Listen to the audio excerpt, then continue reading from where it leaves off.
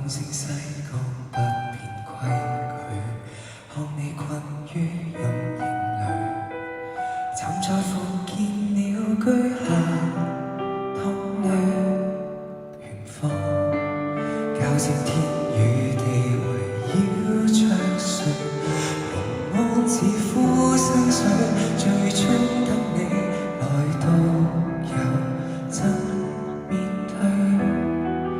如漣漪碰撞散聚，原定畢生的救贖藏在碎石細沙，你不識取。情緒裏微雨間一點白光盤踞，才記起這生赤軀願已逝去。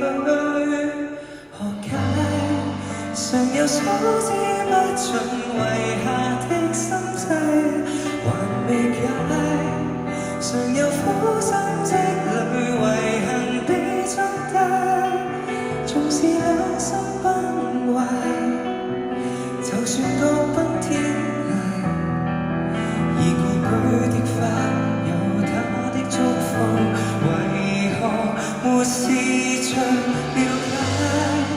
願你親身跨越靈肉的疆界，還未解。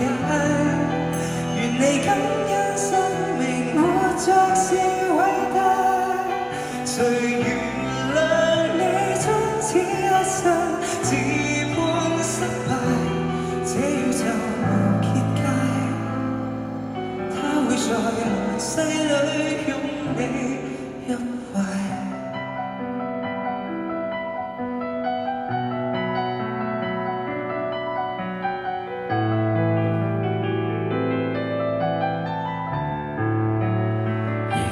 山疊翠，為何傷痛沒過濾？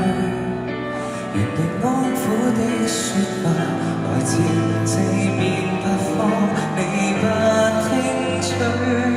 行下去，靈魂驚覺實上全是虛。回頭望到月橋化作細塵沙，落歸村裏，還是山。願你親身跨越靈肉的疆界，還是水？願你感恩生命活着是偉大，誰原諒你終此一生自判失敗，這掛念無結界，它會在人世裡生活愉快。你與他的死結因果裏仍然未鬆，迎風一吹送，催促成住壞夢。人間常有花開花落無盡的生際，從沒散，在這不生不滅無極的狀態，徘徊在